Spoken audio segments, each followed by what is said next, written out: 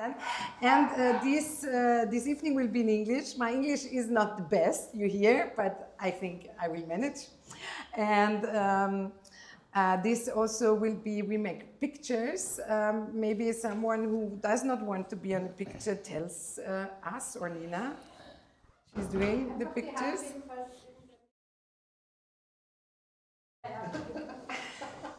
And this discussion will also be on a stream on YouTube. Yeah, so good. Nuria, who are you? Come here. No, Nuria is from the Dialogbüro, and yes, please tell. I should welcome to Dialogbüro.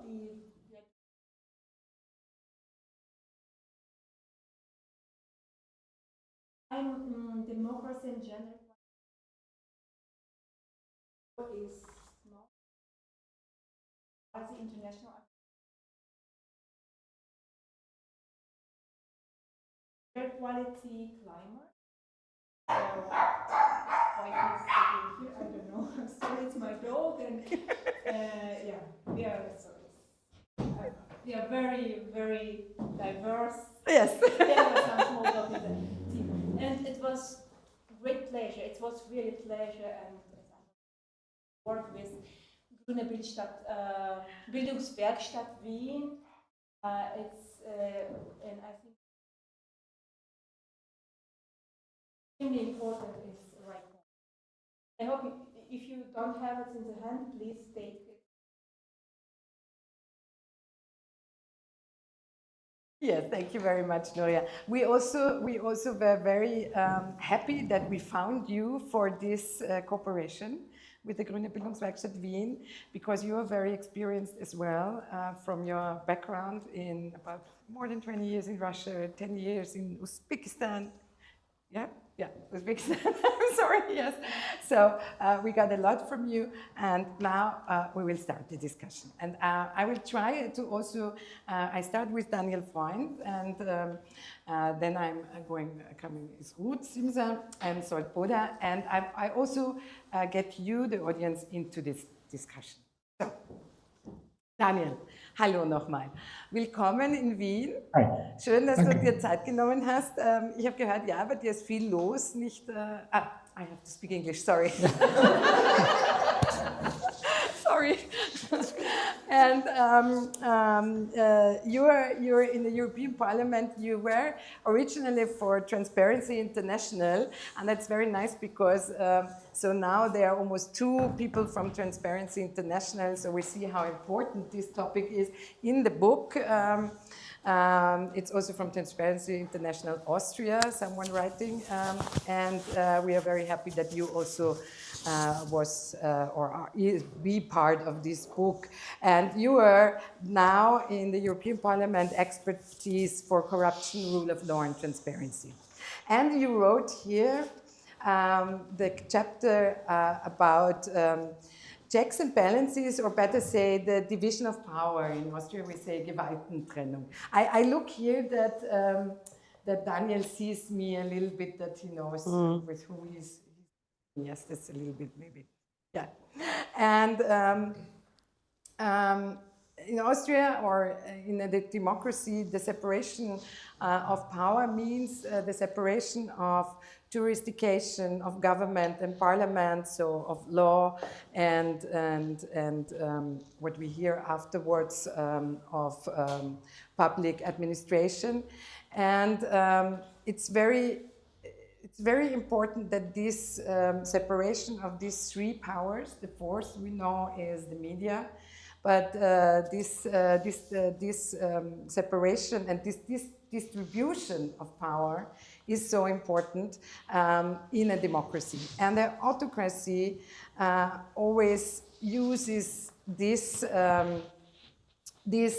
or instrumentalize these powers and turn it around, because the powers, they should control each other. And in an autocracy, or politicians in an autocracy, they turn it around and use this controlling mechanism. So please, Daniel, tell us a little bit about that. And maybe you have some example for us as well. Yes. Well, first of all, thanks so much for having me, for inviting me, both to contribute to this book, but now also to discuss this. I have indeed worked quite a bit. I mean, as you said, with transparency on anti-corruption issues. Since I sit in the European Parliament since 2019, I have been very active in making sure that the European Union does something about the autocrats inside the European Union. People like Viktor Orban, for example. I have also fought against the previous peace government in Poland, and making sure that we no longer fund these kind of people with EU money, that we don't give them billions to destroy the rule of law, checks and balances, and democracy in their countries. And one of the things that you see, and you will discuss sort of the main checks and balances afterwards, but I have also seen that in a way the smaller checks and balances that should exist in a healthy democracy obviously are also taken over by autocrats, and they're sometimes turned against opposition or any kind of critics in the country. And what I mean by that is institutions, for example, like courts of auditors, that are usually institutions making sure that taxpayer money is well spent, that there is no waste or maladministration or corruption indeed in a country. And we have seen that people like Viktor Orban, they routinely take over these institutions and then turn them against people they don't like. So all of a sudden, these courts of auditors no longer look at the waste or mismanagement of the government. They just look at whatever is going on with the opposition, for example. And you can, of course, do that with a whole series of institutions where you can have these kind of problems. Internal intelligence is another field. In Germany we call this Verfassungsschutz, but it's meant to be an institution that protects the constitution, that protects the democratic institutions.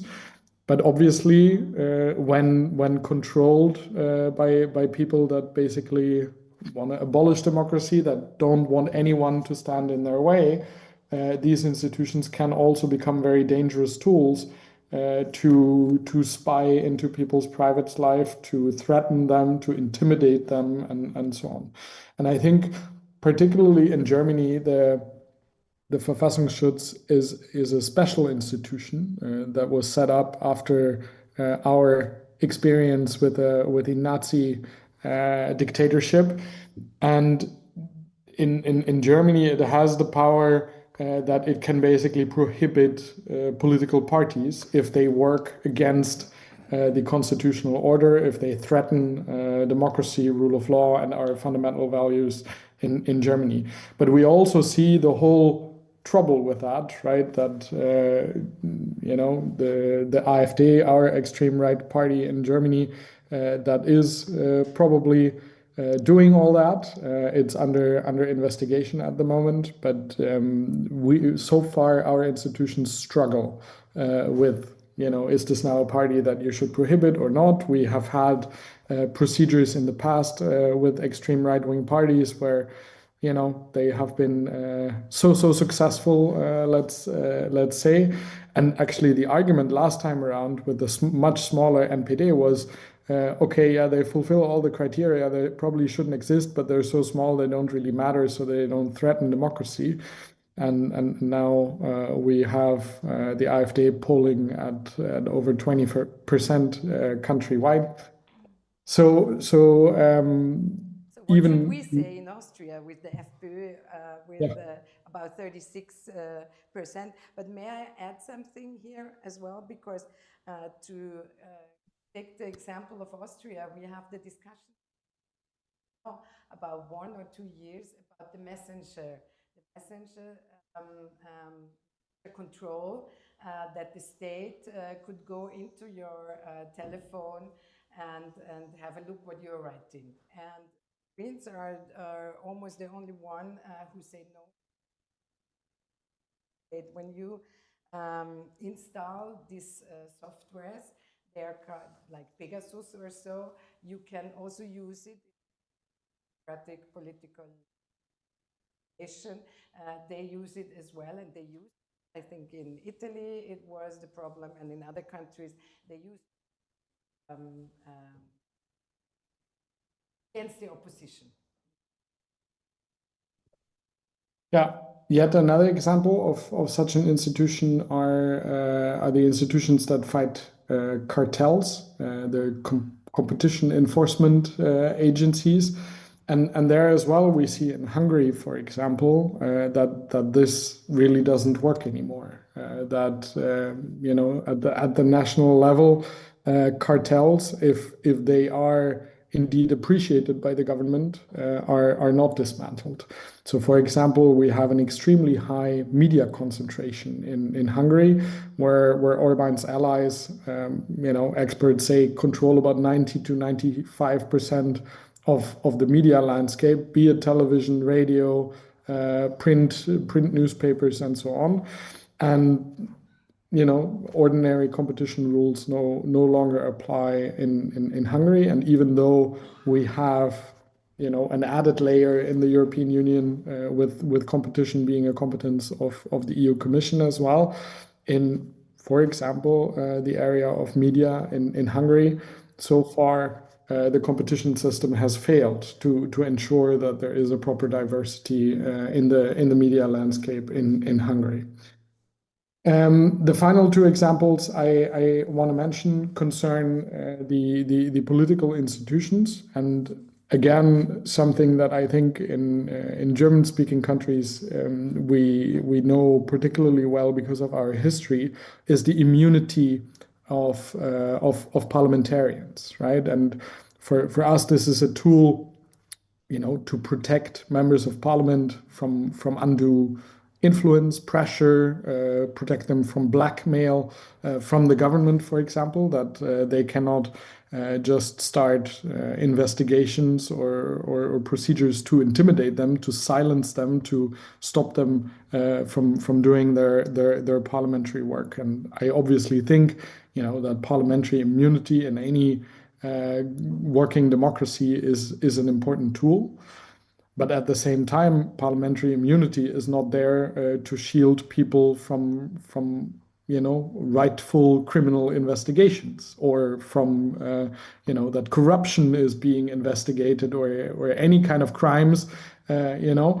And we see sometimes that obviously parliamentary immunity can be misused then to shield those people that should actually go into court proceedings, maybe even to jail, you know, by being shielded then by parliamentary or even government immunities. So there as well, something that is well intended and a part of a healthy democracy can obviously be turned against its own meaning and can be misused by illiberals, by autocrats. And the final element that I want to mention is transparency. And there again, you know, in a functioning democracy, voters, citizens have a right to know what is going on. They have a right to know what the parliament does, what laws it approves, how it functions. Also for the government to know all kinds of things, what they're doing. In a healthy democracy, you have the right to ask for government documents, for example, and not only journalists or members of parliament, but any citizen should be able to get certain information about what the political machine does. But again, when people like Orban or others, you know, misuse those roles, you can turn it again against certain opposition politicians or people you do not like. You can expose, you know, things about their private life that do not belong in the public sphere, and at the same time, they then often hide or refuse to provide the kind of information that, you know, for a long time and were previously available, but then all of a sudden you can no longer see what they're actually doing, what kind of side jobs, for example, members of parliament have, or outside revenue members of the Orban government are having. And that obviously makes it way more difficult or even impossible in some cases to hold them accountable for the normal democratic checks and balances to fully work. And that's what I wrote about in this book that I was fortunate enough to be able to contribute to, that also on these aspects that are maybe not immediately in the limelight when you think about checks and balances, but these institutions are hugely important. And sometimes, and we have seen, and I'm going to finish on that, we have seen that as well in the case of Poland, for example, where there was a similar attempt, right, to dismantle the independence of the judiciary and the functioning of rule of law. And there we have seen that some of these institutions remained sort of pockets of resistance against the government that was trying to take over. So, for example, and the final institution I want to mention are ombudsmen or Volksanwaltschaften, as you call them in Austria. In Poland, the ombudsman was very instrumental in exposing certain things that the government was doing, and yeah, as I said, was a pocket of resistance. So all this to say that the more of these you have, the better they work, the more independent they are from government control. I think the more likely they are that if a government then tries to reduce checks and balances, then these kind of institutions and rules can prevent that or can delay it and can be pockets of resistance. Thank you very much, Daniel. You talked a lot about Hungary, and I was afraid that there was no space anymore, but unfortunately there's a lot of Hungary, what we do afterwards. And you're very much into I think as well the Hungarian election and against Orban. And I can really recommend you. Daniel Freund has a newsletter where he also sends about every 2 weeks or so the importance light on what he's doing and what he's doing against liberals in Europe, especially against.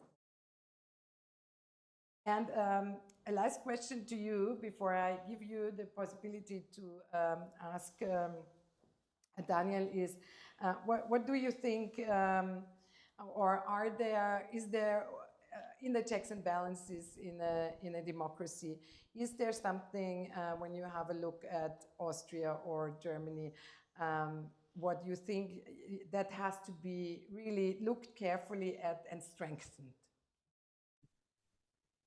I think basically what I have seen in my work on the rule of law in the European Parliament in the last 6 years is that in every country there are things that can be improved. And actually the other way around, people like Orban, the Kaczynskis of this world and stuff, they're incredibly good at identifying the weaknesses in different countries and then saying, look, you criticize me for the way that I'm doing the appointment of judges, but it's exactly the same way that it works in Germany. And the media legislation is almost the same as in Finland. And this other element, you find also in this country. Saying that if you take the worst examples of all the member states and put it together, well, then you probably don't have a democracy anymore. And that means that every country has things that they can improve. Every country has things that they can learn from other EU member states that are doing certain aspects of the system better. And I think, even those countries that currently consider themselves full functioning democracies have things that should be improved and should be looked at. And I remember, when we as Greens were last in government, until early last year, one of the things we did at the very end of our government, because of the rise of the extreme right, things that in a way were unimaginable for decades, that an anti-democratic party could have an influence on the appointment, for example, of constitutional judges in Germany. And we changed the way that these appointments work, the way that, we basically improved the protection of the Constitutional Court to make it even more difficult for a party like the AfD to have any negative influence on our highest court. And this is an example where it worked, but there are many other elements of this, of checks and balances that can still be improved, and we should look at that and we should do it. Thank you, Daniel. Thank you very much. So, is it from you that someone wants to ask?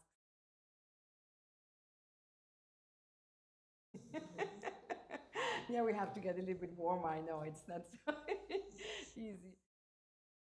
Oh. Maybe as a last sentence, Daniel. I will do this. I will do this in the end, but I will ask you now because you will leave us. What is there in the world or in your work that gives you hope for not losing democracy? Well, I mean, I just came back on Monday from Budapest. I was out in the streets of Budapest on Sunday with hundreds of thousands of people. I still don't know the exact number. TISA said there were 350,000 people at the march of the opposition. I don't think I've ever seen a political event of that size in Germany. Or actually many other EU countries, but that so many people go out there and they say they want to fight for democracy, for the rule of law, for Hungary's membership in the European Union, makes me hopeful. It's difficult what Orban has done to this country in the last 16 years, but I have a hope that there was spring in the air in Budapest, and we cannot give up the fight. The fight is often painful and long for these kind of institutions. It's also not always the sexiest work in politics, but it's the basis for everything else. If we don't have democracy, then fighting for gender equality, for the environment, for a better future for us and our kids becomes very difficult or impossible. So that makes me hope that there are so many people out there now wanting to restore democracy in Hungary, and I hope we can then bring that to other countries as well. Thank you very much. Thank you. Thank you. Thank you. Have a good evening. Bye-bye. Bye-bye, Daniel. Ciao. So, all right. So that you get also a little bit warmer, before I take you, Ruth, I would like to ask the audience. So, is there something what you are, or what are the things, is there a situation, thought that you have in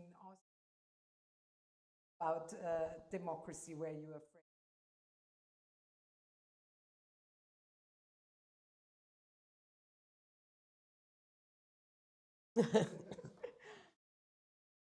Sorry, what was the question? The question was if there is a situation when you your past, if you what says that is something I'm afraid of democracy in my country.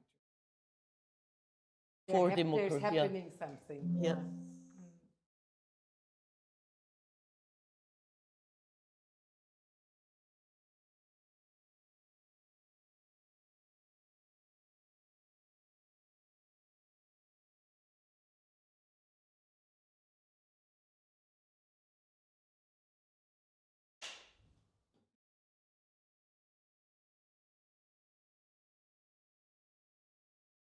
Mm. 45, I think, or maybe you're right. I don't know. There are a lot. Yes. Yes, that's the democratic.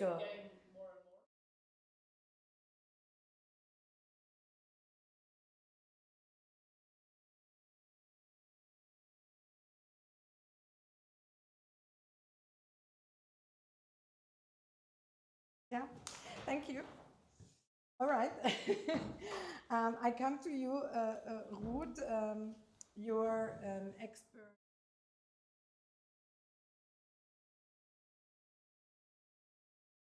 Worked years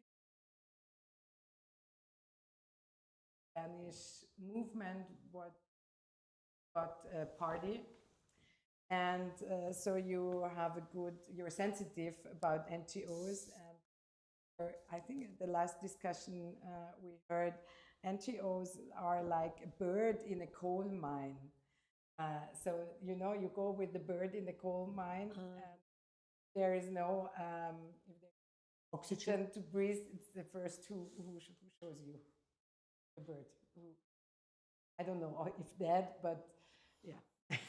And yeah, but this is like with the NGOs. This is like with the NGOs when you look in other countries like Georgia or Hungary or Poland. And also in Austria, the FPÖ launches a big.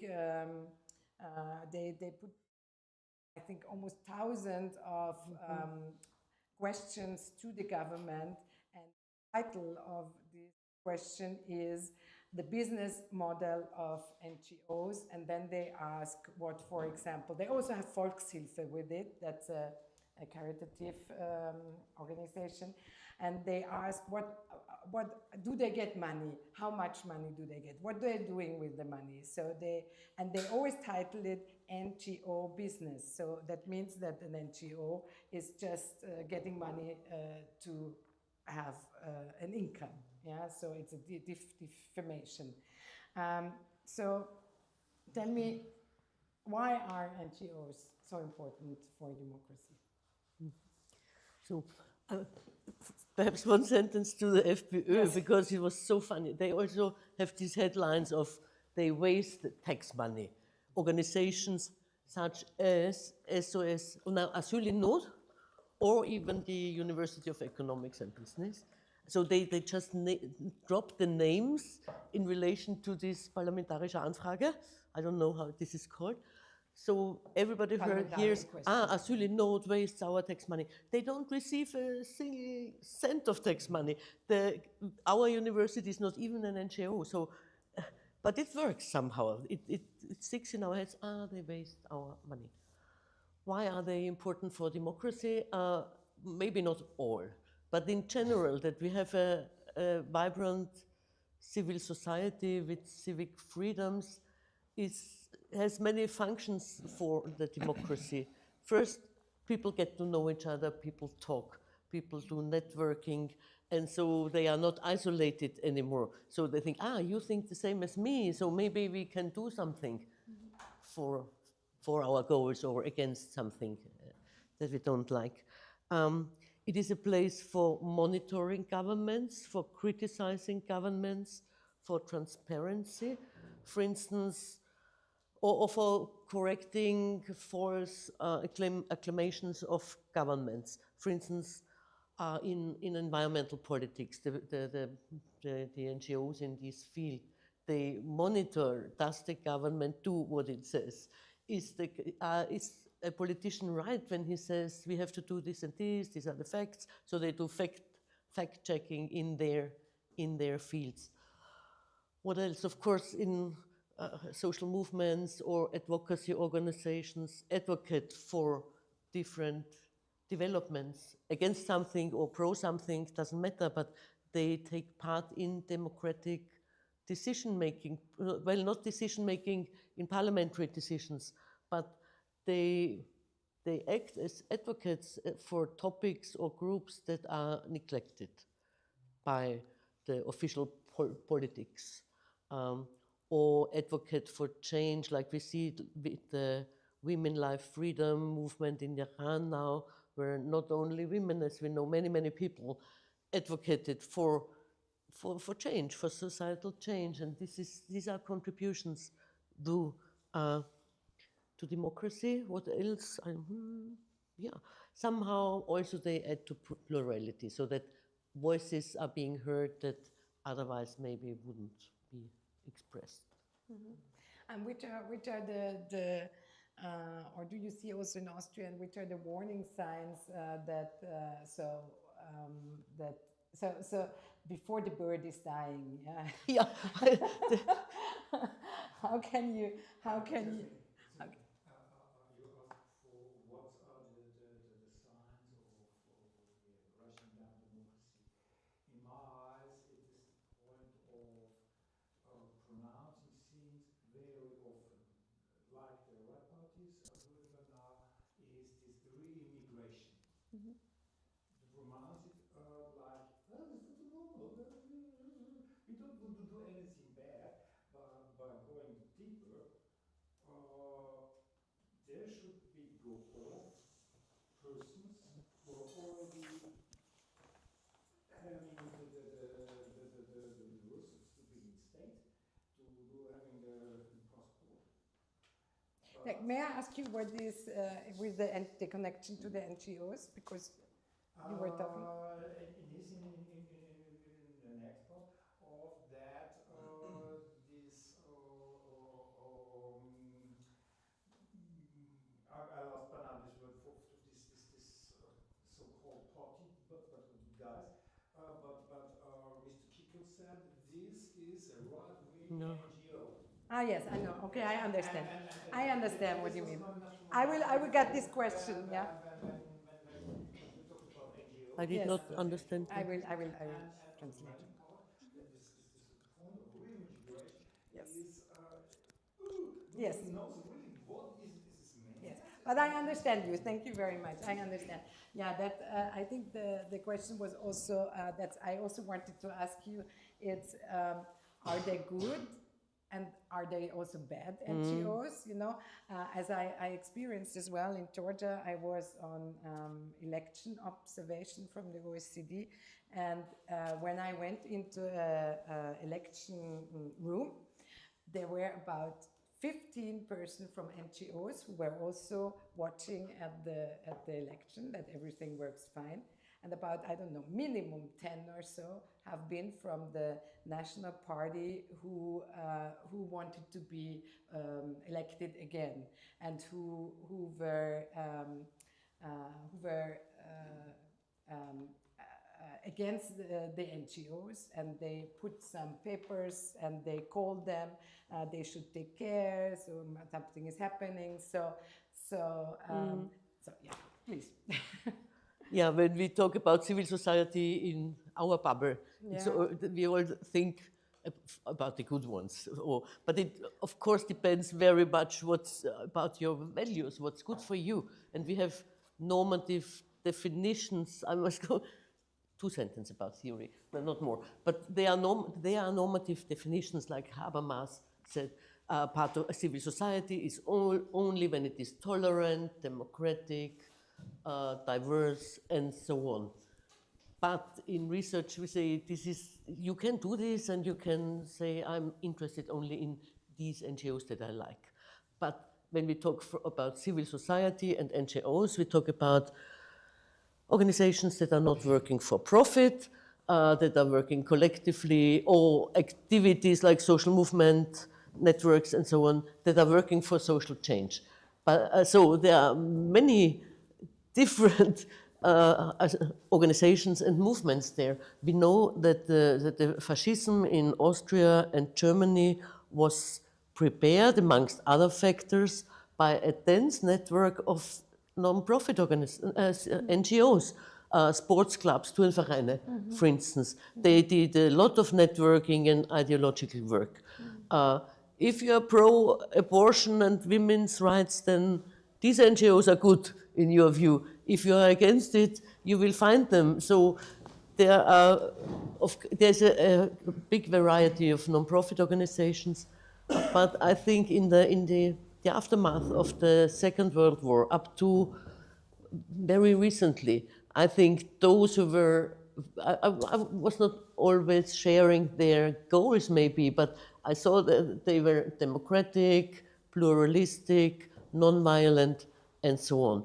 And now, with the development of more and more authoritarian regimes worldwide, we also see an increase of these, I call them backwards looking, but it is depending on my values, of course, but these NGOs that for me are not good, and for democracy neither. Yeah.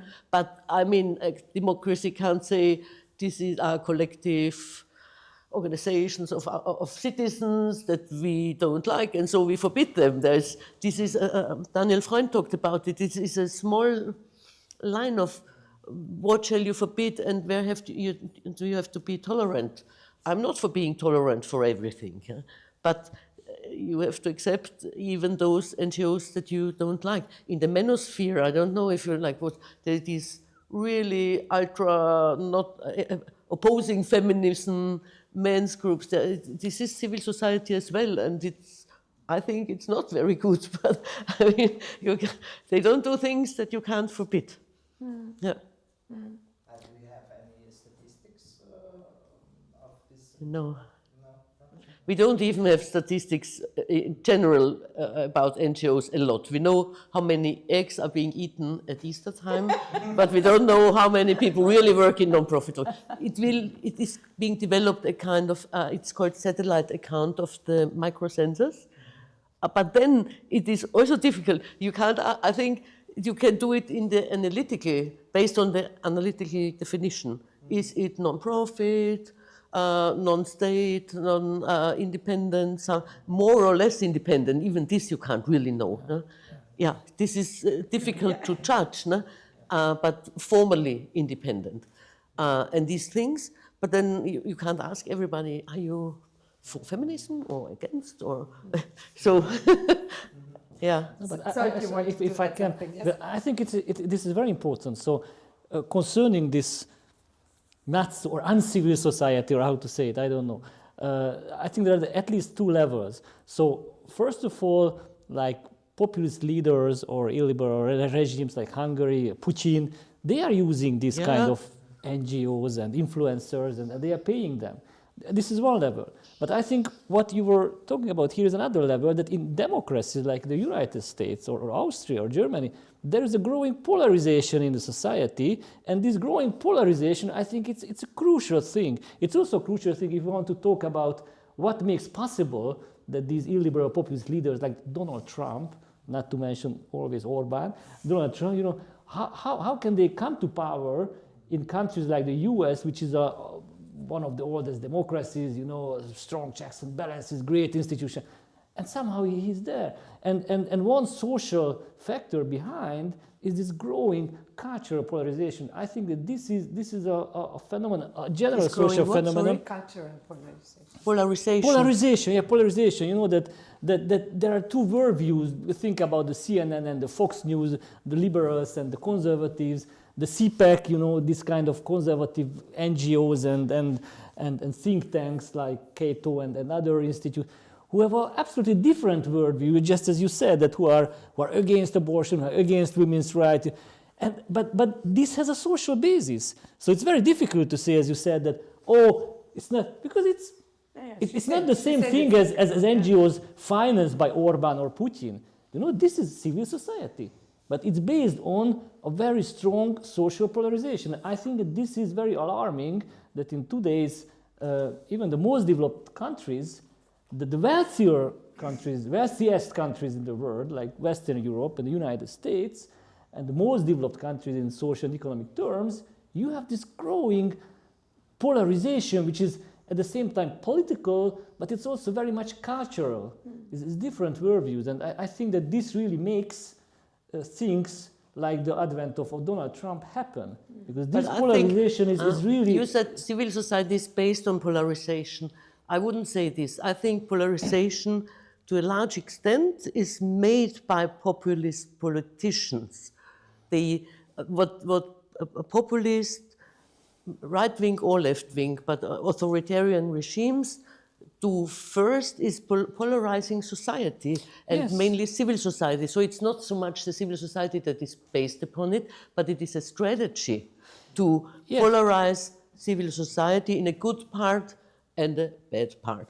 And I agree. This has been done in Hungary. You are already, so one. I also believe that polarization is largely coming from like the top-down movement. I agree with you, but still, I mean, there is a social basis in the US for this conservative or right-wing or sometimes even extremist, the MAGA movement. There is a very strong social basis, so we cannot say that this is just something created by politics, because it's there, Yes, and millions of people are supporting those values. Right, so.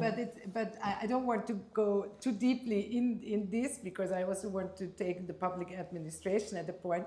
But I think when we start discussing about it, we have to start with emancipation of people, etc. So it's, I think, a very philosophical, political, and social, cultural discussion about it. I think it's very much practical, because if I understand, you are looking for warning signs. Yes. I think one warning sign is a growing polarization in a society, because then it creates a possibility for populist politicians to navigate these frictions, like again, Donald Trump did it very well, or even Orban to some extent, you know. So I think that if you happen to experience this in Austria, I think this is something that you should think about it and you should fight it. We need a kind of minimum, a political minimum, a value minimum in a society to have a unified polity. Yes. So I think the extreme example is Venezuela. So Venezuela during Chavez, a very strong polarization happened, and even despite the fact that it destroyed the country's economy. I mean, people were still hating each other. The GDP dropped in Venezuela, I think, in 15 years, almost 80%. Huge, and still there was two camps in society hating each other. Maybe we follow your questions a little bit. It gets a bit broad now regarding topic. Maybe you ask me one more question and then I hand over to you and focus on civil society. Thank you, Ruth. I wanted to ask, maybe, I think you started as well to answer it, how authoritarian politicians uses NGOs. And I think we started already. Yeah.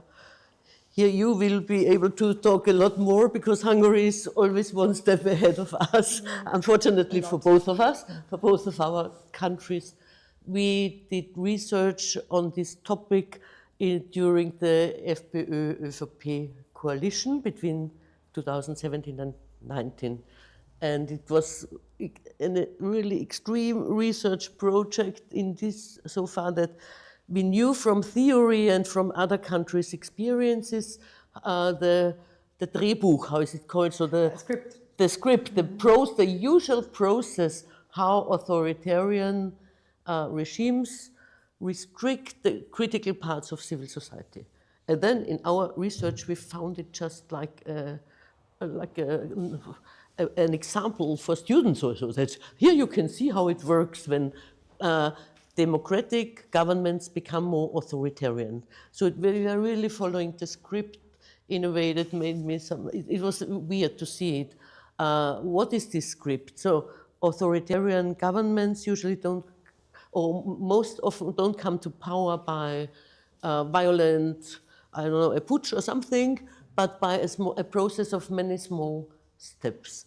First step is changing narratives. There is also this polarization, including here, based on polarization of society, which happens somehow based on inequalities and other things that make people unsatisfied with the situation, but it's also made, it is a strategy. There's this, in the eyes of authoritarian governments, there's a good part, the loyal part of civil society, and the critical part on civil society. Then the narratives, the words are being changed. How do politicians, not people in the pub after the 5th beer or something, but high-ranked politicians talk about civil society when they call them climate terrorists, NGO industry, you name it. We have so many hysterics, people that don't go to work and just demonstrate and so on, or the profit, you mentioned this, the profit-making NGOs and so on. This is, we did another project on how it was talked about the climate stickers and the climate movement, and how words, The climate what? Climate movement in general, but specific, not just, but also about the climate stickers. and it was so extreme how words changed. And we analyzed also newspaper articles on this topic and how the general attitude towards the climate movement changed in newspapers following the words of the politicians. Until 2022, the climate the sentiment towards the climate movement was positive in the media, more or less. They said they are informed, they are engaged, and they are, yeah. And with 2022 following, the words, the narratives, the rhetoric, the affirmations of politicians, the media changed as well. It's not so easy to say who was first, but a little bit were first were the politicians. So narratives. Second, based on how do authoritarian governments restrict critical civil society. You said it, and they also use civil society, they fund parts of civil society, they co-opt civil society. So it's not that civil society can't live under authoritarian governments, it just can't be critical or in opposition to the government. In Russia, we have, and in Hungary, there's a lot of cooptation also going on. Also, we know it from this, I think from the 80s onwards, I knew it from the States, that well, this was not the government, these were oil companies and other companies in this field. They funded NGOs that were economically oriented and advocating for change, for environmental politics. But when it came to decisions, they suddenly said, oh no, it's not so important, we don't. So they were like hidden agents somehow. So it happens in every country maybe, but yeah. So this is I just wanted to say it's not that these authoritarian governments do these strategies with all civil society organizations, just with the critical ones. So this is funding. In Austria, under the FPÖ-ÖVP coalition, it was so surprising how fast it happened. They couldn't cut all the money because we have longer term contracts for the organizations. But one respondent in an interview said, when it says feminism, critical arts, immigration, or something, labor market, something, then you can bet that the money is gone. So it was so fast. This was really surprising how they don't even hide their strategies. Huh? This is second. Third is,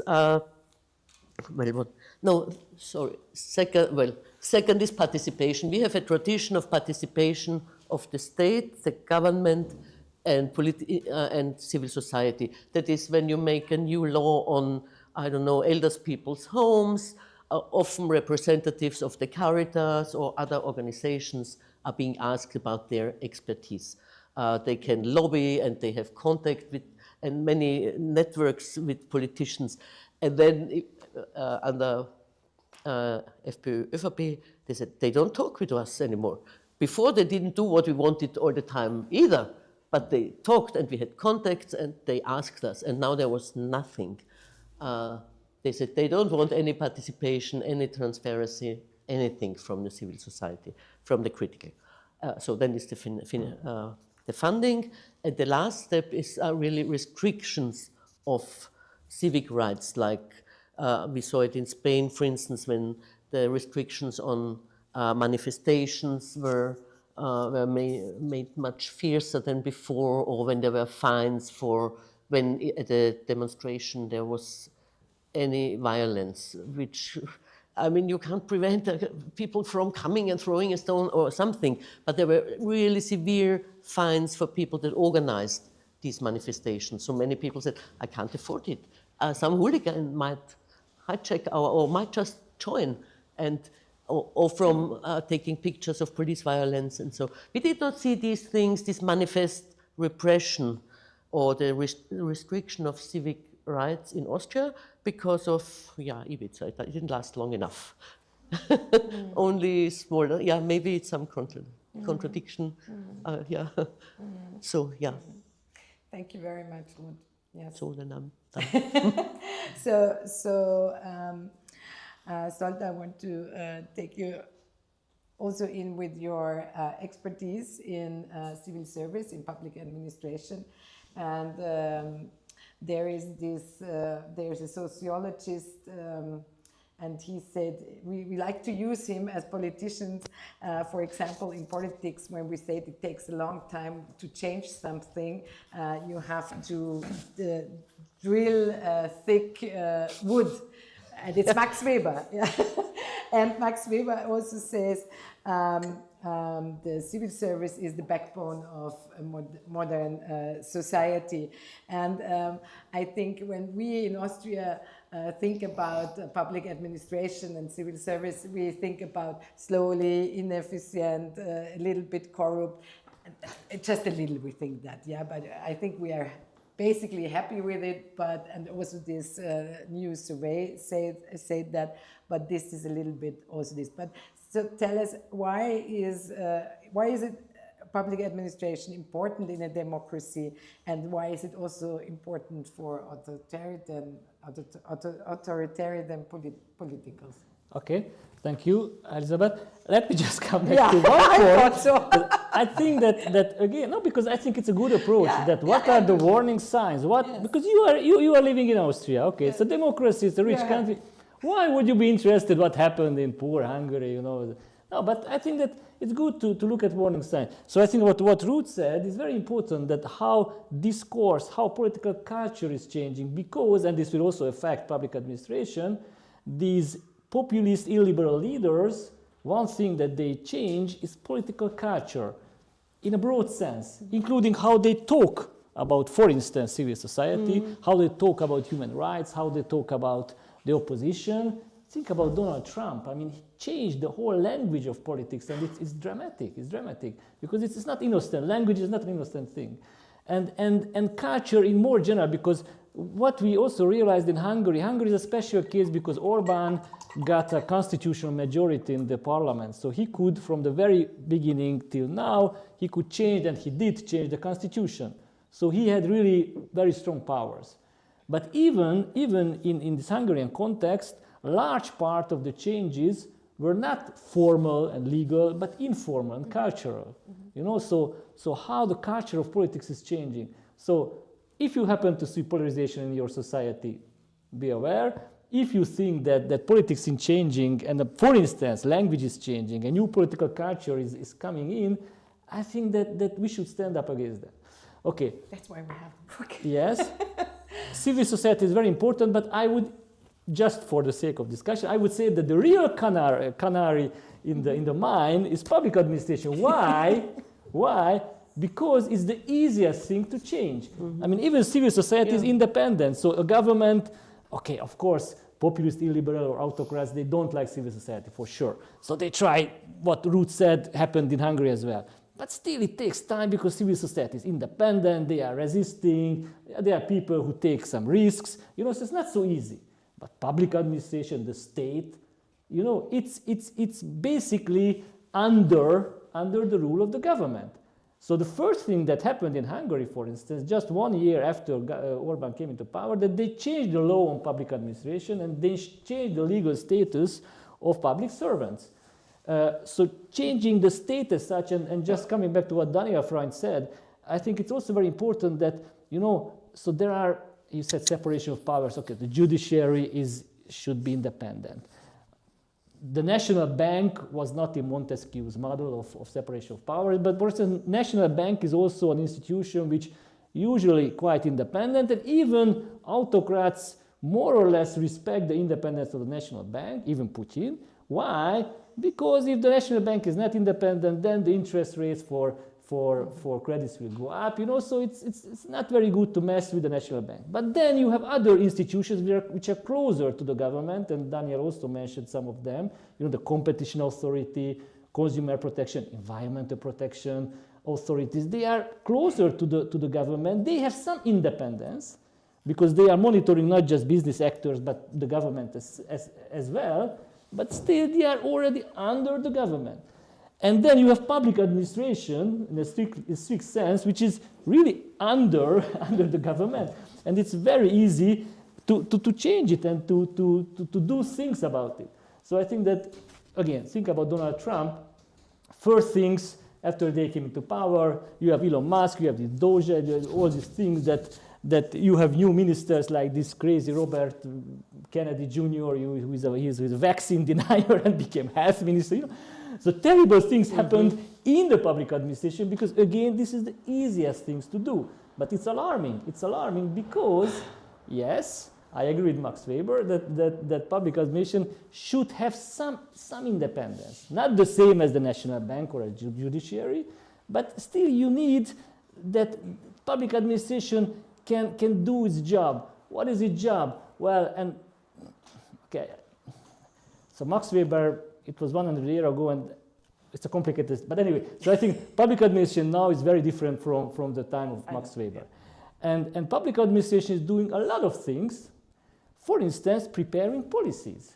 You need the expertise because we live in a very complex world and the government is doing very complex things about very complex policies, and you just need expert bureaucrats who can help you to deal with things. Otherwise, you will get what you get now in the US, Trump having crazy ideas or Robert Kennedy Jr. having crazy ideas, you know, it's a terrible thing. So but for that, they need to have some kind of autonomy, So what happened in Hungary as well, and that's why I think that this is an alarming sign again, an early warning thing that if the government is too aggressive, is too pushy with the public administration, and for instance in Hungary, this new law changed the status of public servants.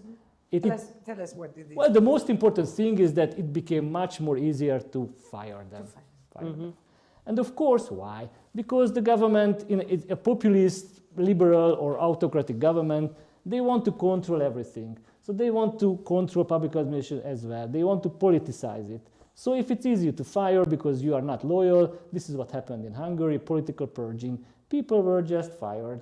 And people with political loyalties were brought in. It's called political patronage. This is the first thing. Second thing, there was May I ask you something? Yeah? Because in Austria there was a long time that you could not fire a public administrator. Was this the same in Hungary before? Yes, before Hungary, actually there was some high-level legal protection, but they changed it. They said that you need loyalty, and if the public servant is not loyal, whatever it means, it can be just fired. And also, they changed the protection of the labor laws, for instance.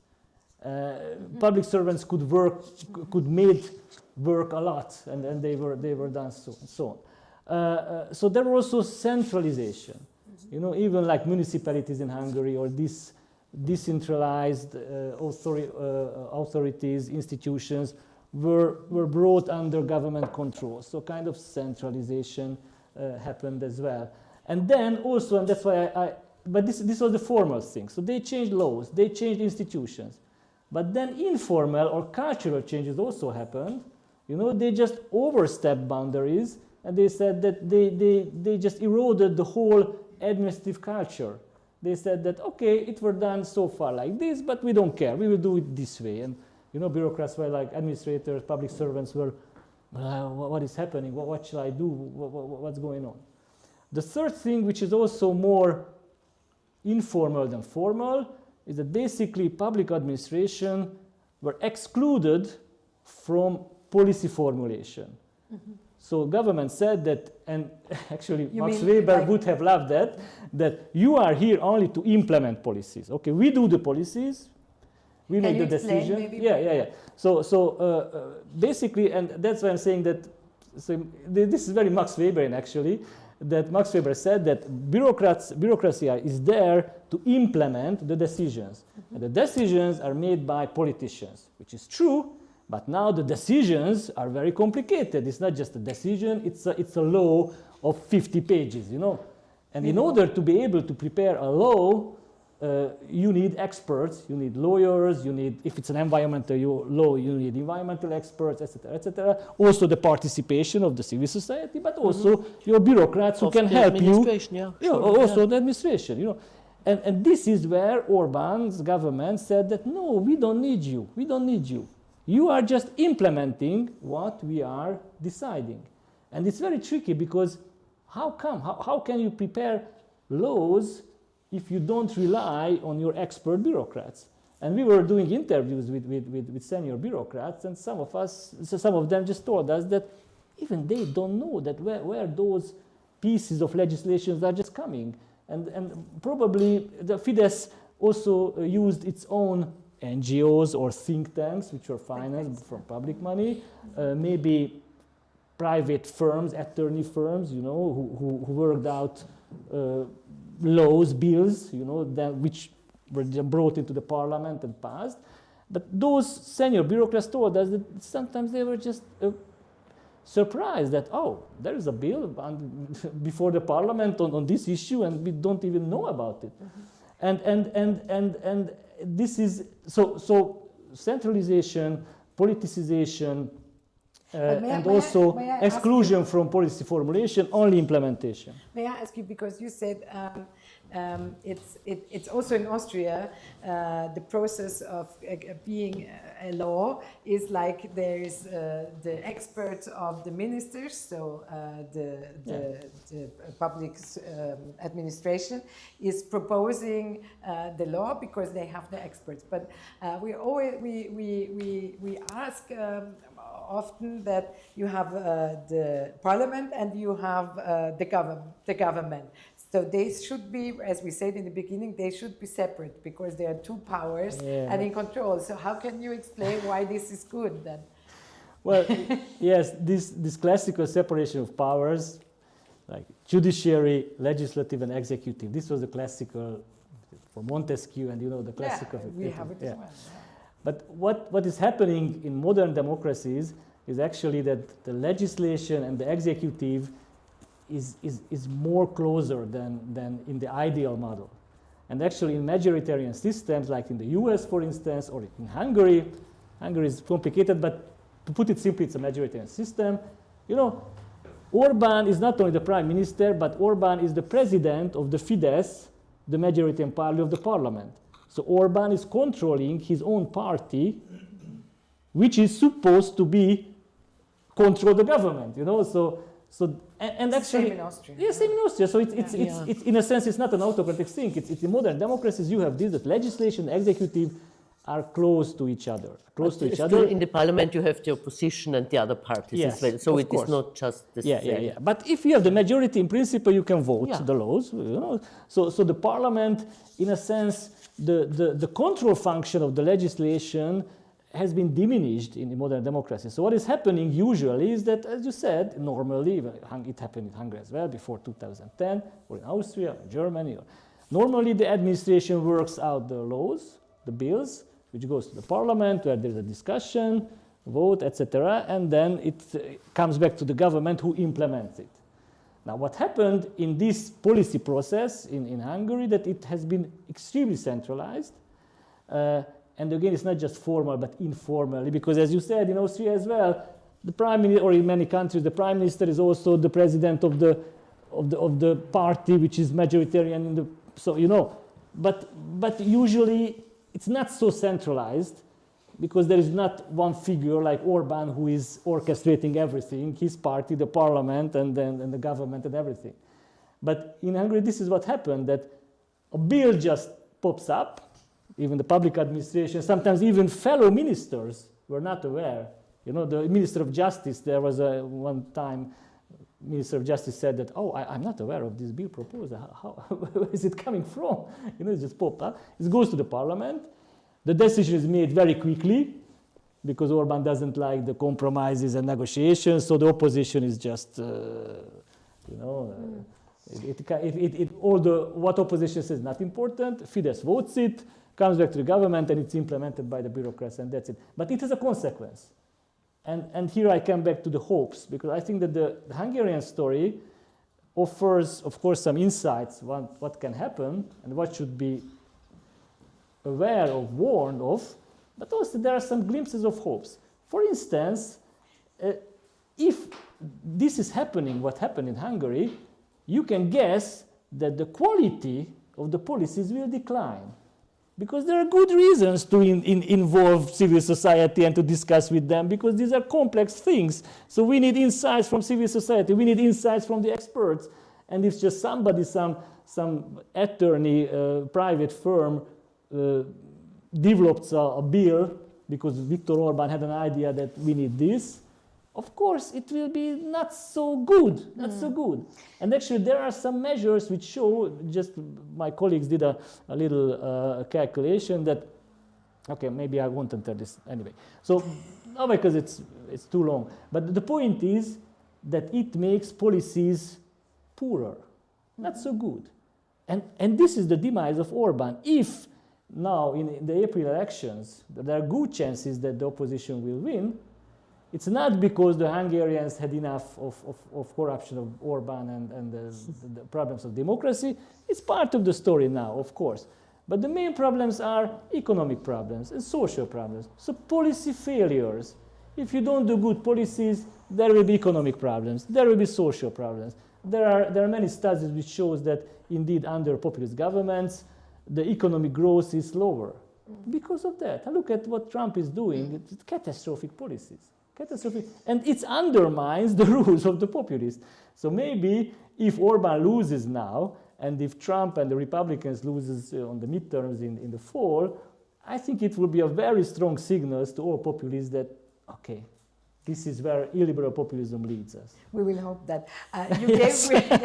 You gave with the centralization, or the problem with the centralization, you gave us as a little country, more smaller than Hungary, with 9 provinces. We have 9 Bundesländer, 9 provinces. So you give an argument that that is good, because I always think, oh no, that's not good because it's inefficient. It's like everybody has his own rule, his own mountain to make regulation. But somehow you say I'm not saying that decentralization is always good. It's more a joke than than a thing.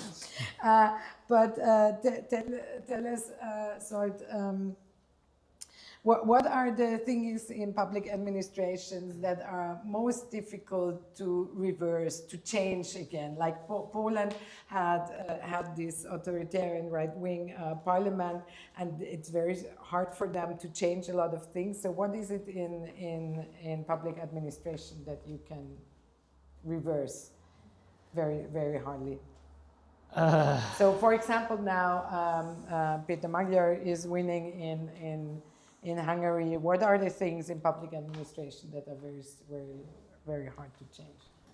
Well, okay, yeah, I hope that there will be a political change. But I don't know, we will see. But again, I think that public administration is relatively easy to change because it's under the government. So the new government can bring back a lot of things. He can bring back civil society participation, more participation, and in policy making. It can again let the bureaucrats to do their job in elaborating policies. I mean, this so can work. So you could hope that it's... Well, but if you, for instance, if you have some tenure tracks, I mean, the lifelong contracts for civil servants, like we have less now, but maybe you have still some left, I don't know. But lifelong contracts, these tenure tracks, you can't change. We still have people from the FPÖ in certain positions because during this coalition they got their jobs. So I think this is like really can't be reversed. Yes, and this is what I wanted to say, that maybe not public administration in a strict sense, but you have some institutions like the Constitutional Court, where maybe not lifelong tenures, but very long, 9 years tenures are there. National Bank, I don't know, Budget Council. So of course, Orban set up this institution with his own lawyers, and they have very long contracts. So what will be difficult to change, the media authority or all these authorities, it will be more difficult to change. But I'm somehow less worried about that, because I think if there's a political change, they will, and it's not good for Orban if his people are really sabotaging the new government, then it can backfire against him. So I am not so much worried about the public administration strict sense, or even those institutions, because I think, and we will see, I think that this can change. What is more difficult to change, like Daniel said, that 5% of the media is owned by the Fidesz Foundation, So what can you do with that? I think it's more difficult. The public broadcasting, again, you can do because the government is financing. Public broadcasting is also propaganda media in Hungary. But again, another little glimpse of hope. So despite this strong propaganda in Hungary, despite this overwhelming control over the media, despite this, now the majority of the country is against Orbán. We will see the elections because election rules are different. So I am not 100% sure that the opposition will win. We cannot be. But I am 100% sure that the majority of the country is now against or critical of Orbán, so for sure. And it's quite amazing because there is a very strong propaganda.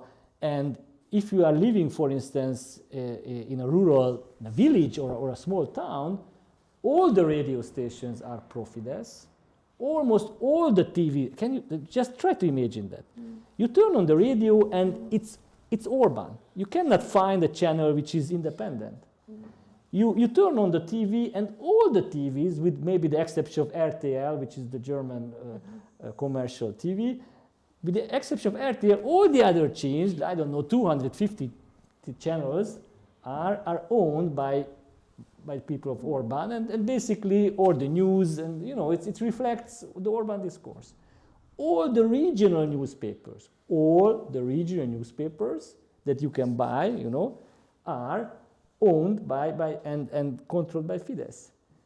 Basically, if you live in a small village, you have the internet. You can find some internet sites which are independent, and maybe you can buy some newspapers, but even in a small village, you cannot buy that. You have to go into a town, to find a few weeklies which are still independent. And despite this very old school propaganda and mass propaganda, people are critical with Orbán. So it's not so easy, happily, to control society. So this will be the fourth power in a democracy. The media will be quite hard to change or to, you cannot make, I don't know the word in English, it's when you put away. Expropriation. Yes, you put away. I don't know what can be done. I'm not a lawyer. Yeah. I don't know. I'm surely there are some means to do something with this. Maybe they will be able, I don't know, but yeah. But let me ask you all a question. I also ask that to Daniel. Which are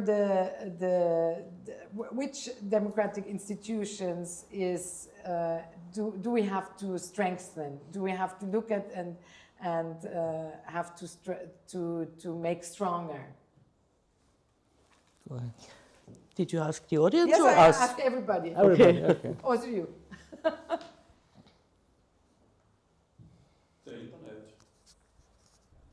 Das Internet regulieren, meinst du? Oder?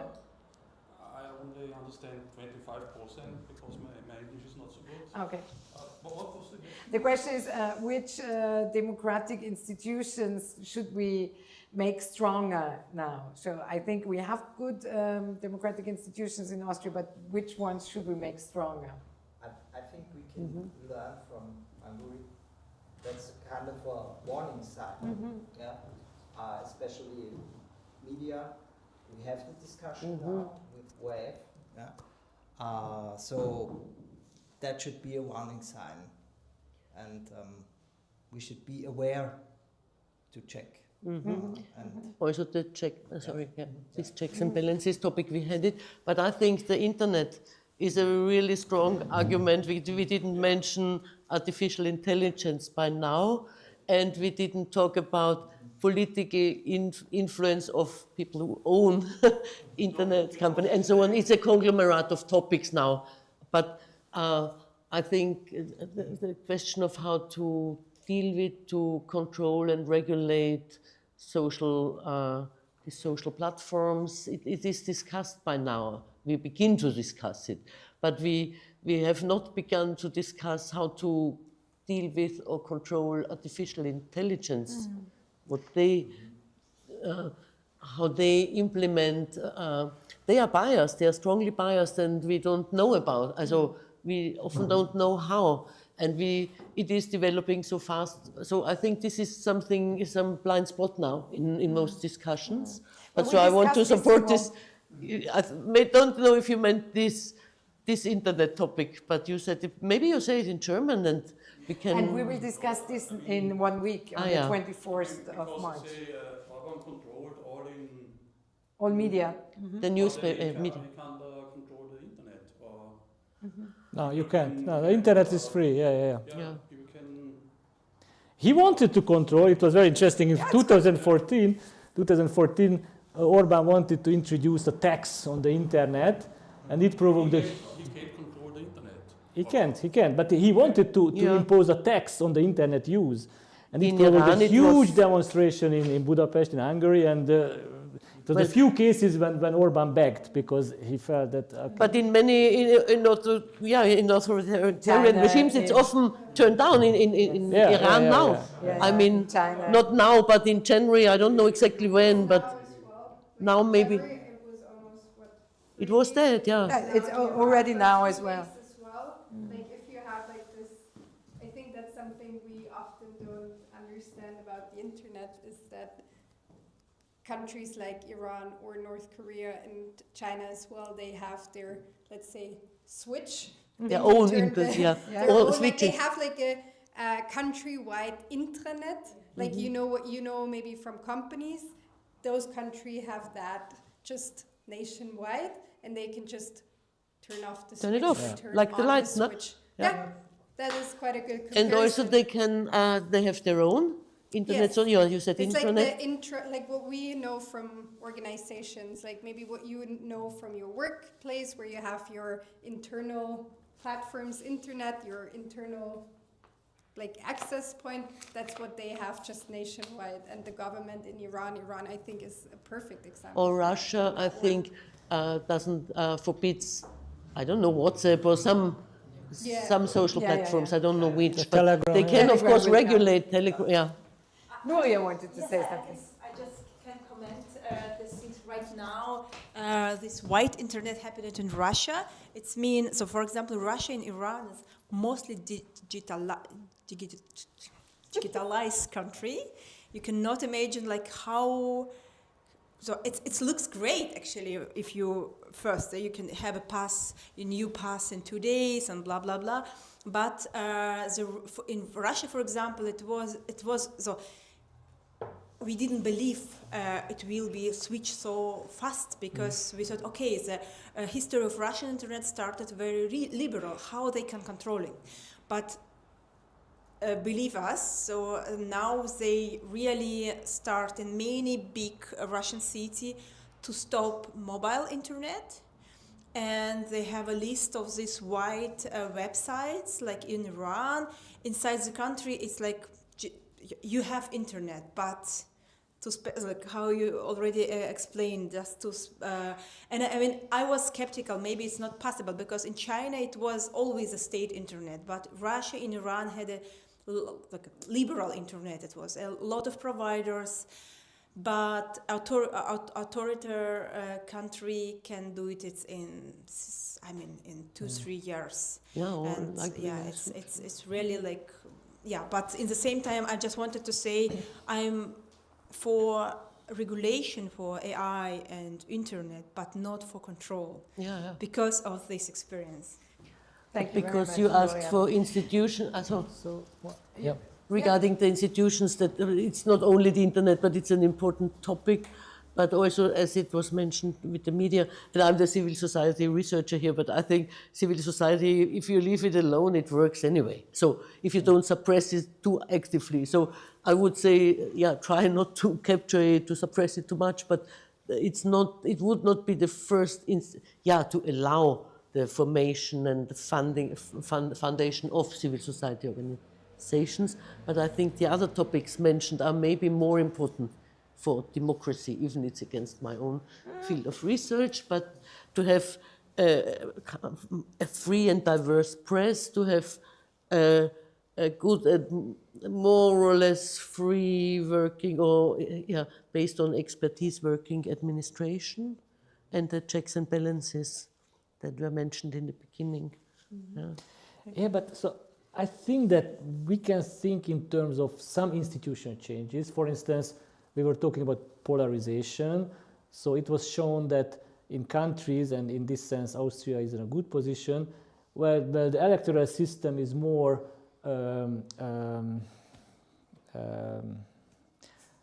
I can say it in German. proportional, not majoritarian like in the UK or in the US, but proportional. In proportional party systems, the polarization is more difficult to happen because there are many parties and they are all represented in the parliament. You know, think of the Netherlands, you have Geert Wilders, but it's just one party. So a proportional system offers some security. It's better than a majoritarian system where if you have the majority like Trump or Orban, you can take over. So this is one thing. It's good if the constitution is difficult to change.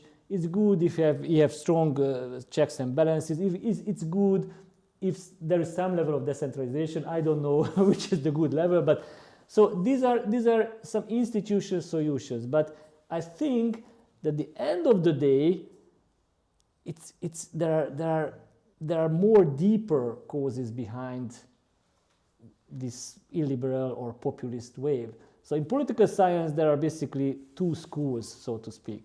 When political scientists were speculating that why are people now voting for AfD and Orban and you know these populist parties? And the two explanations. One explanation is what people notice, for instance, they say it's a cultural thing. It's a cultural thing. So most in the US, for instance, who are voting for Trump? Well, the rednecks, those people who are left out of the globalization, who are against the new culture of feminism or immigration or globalization and whatever. So it's a kind of cultural thing. It's conservative values or something. So it might be, and this is one thing, and that's why I say that polarization and this cultural division, I think it's a very important topic, and we should, I don't know how, but we should work on that. But there's also another school, and I believe there is a lot of truth in that as well, which says that the popularity of these populist parties is largely due to socio-economic problems and uncertainties. Inequalities are growing. It's strange because you live in Western Europe in a rich world, but still there's uncertainty, especially for the young. The left-wing parties, in a sense, abandoned their social agenda, and they became, you know, advocates of minorities and new identities, and nobody cares about. I mean, the whole working class now votes for the right-wing populist parties in many countries. So I really do believe that we need to do something with these growing inequalities, the growing socioeconomic uncertainties, because these social problems are fueling discontent, are fueling frustration, and people are voting for those populist parties. Yes. And then there is also the culture comes into the picture, and this becomes an identity. So in a sense, the cultural and the socioeconomic explanations are not mutually exclusive. Both can hold, but I think that this is also important. So when it comes to institutions, it's in a sense too late. If the major social forces create a division or a discontent, then there will be, if Trump has the social support, he will step over institutions, even in the US. So institutions, I think it is the last, the fortress or the last. Don't say this to our president, because he said our constitution is the golden thing that we have, the treasure that we have in Austria. But let us make the end with a maybe positive view. So I want to ask everybody, and also you, Ruth, you did not say, what gives you hope? Where do you see hope that democracy and social security will get better and not worse? Honestly, I don't see much hope at the moment, really. I mean, we know that inequalities are growing this theory, or this is not only a theory, we know it, that growing inequality fuels But populism. is there something that gives you, is there something somewhere that gives you hope? For example, when I think about hope, I think about the countries where the Generation Z is going on the streets and really strongly demonstrate for democracy in countries like Morocco, or I think Nigeria, like where you not think about it. In That gives me Georgia, really hope.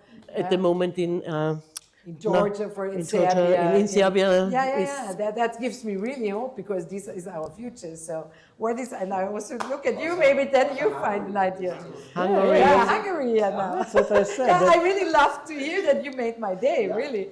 We will see in April. We will see in April. Yeah, we will see. But for the time being, I think again Hungary, for me, or for all of us, can offer these two, at least these two ideas. First, that populism, it doesn't last forever. Orban thought that he will rule forever, but since the policies are poor, it will undermine the legitimacy of the system. So I think it's a warning. It will be a warning message also what Trump is doing. And the second, as I said, this whole-scale propaganda, which seemed to be so effective, well, at the end of the day, when reality, when you encounter reality, the propaganda is not so forceful and not so effective. So I think that these are two hopes. But I also think that, as I said, and I agree with Ruth. Okay, may I answer also? Inequalities. Wait, Can I finish just a sentence that I agree with you that growing inequalities and a lot of socioeconomic problems, I think that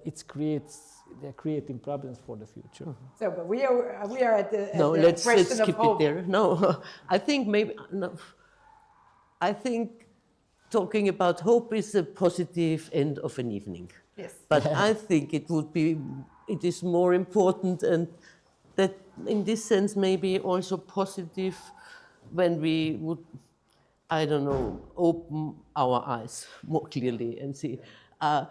It is nice to talk about hope, but I think it should be talking much more clearly about the dangers for democracy, for society, and so on. We can talk about some hopes, and maybe after Trump another better politician comes or another populist and so on. We have data, long-term data that 2022, I think, was the 19th year of a global deterioration of the political standards. Maybe one country was becoming better and others worse, but global data show it in the 19th consecutive year. So hope is good, but I think to have hope, we would have to be not just hopeful and say it will become better, but say there are really severe problems. I mean, I can't answer to the climate crisis with hope. I mean, I think we should fight for it. Yeah, but and talk about clean. But let me see why I asked. Talk about how can these fights look like? What shall they look like? What shall you fight for or against? This would so I think we should look about it more clearly. My students see it when I say what kind of social movement would you found? We talked about this. They said, eat the rich and the inequality. So they see it, but still we spend half of our times on social media and somewhere and don't see reality, I think, clearly enough. So, but my hope is maybe we reach a bottom line. But sorry, you wanted to add something. So what is your hope? Sorry, and I wanted to say why I ask also for hope, because that's why we're sitting here, to analyze where we have to look at, where we have to be careful to do something, but also to ask for hope is it gives us a little bit of strength. If you just see the bad things, you say, oh God, I put my head in the sand and forget everything. And I need to have, and when I read about this Generation Z, or when I hear now from Zsolt what he thinks about the populists in Hungary, then this makes me stronger again, and this makes me working together, So that's why I ask about hope. And they don't have the solutions they promised, so they fail. So who doesn't have the solution? The populists. The populists. No, never. So you see, it's not working. I would talk rather instead of what gives me hope about what would be goals to fight for, what would be important goals. This gives energy as well. For me. So, is there someone who wants to say something about hope or goals? I mean, if somebody wants to say it. Also, yeah. I think what gives me hope are discussions like this today and the mindset of the people here. So this is small, but also gives me hope. And of course, what's really surprising for me is this situation in Hungary, that under these really tough political circumstances, that the opposition has become so strong. Right. So this is really what gives me hope. Right. Thank you very much. So I will maybe have some hope as well. All right. So we convinced you maybe a little bit. So I give you, I say thank you to you for the discussion and for the contribution in the book. And please take a book. They're outside there for free. You can take 1 or 2 if you like, maybe also 3. And you can spread them because there are 19 themes from public administration, NGOs, checks and balances, but also media or justice or military, where you have to look at to see warning signs where a liberal democracy can have a tipping point into illiberal democracy. So thank you very much having been here. Really. Thank you very much. And Nuria. Thank you much to everybody. I just want to mention in next week, 24 of April, we have a new discussion with other authors of our book, because we have more like 20. But today we have a small, nice dinner. Welcome. Thank you. Thank you very much.